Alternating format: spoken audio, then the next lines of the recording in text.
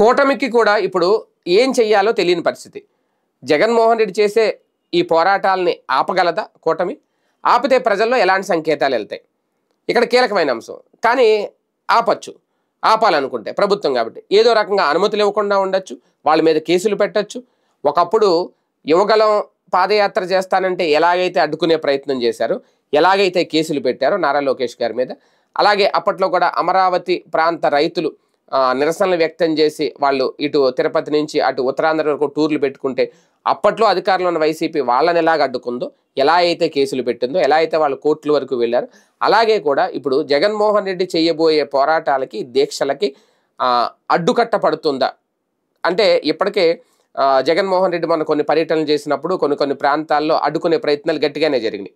ఎక్కడికక్కడ కట్టడి చేసే ప్రయత్నం కూడా గట్టిగానే చేశారు. చివరికి చాలామంది మీద కేసులు పెట్టారు, అరెస్టులు చేశారు, అన్నీ అయినాయి. కానీ ఇప్పుడు ఉత్తరాంధ్రలో అడుగు పెట్టబోతున్నారు జగన్మోహన్ రెడ్డి. ఉత్తరాంధ్రలో అడుగు పెట్టనిస్తారా?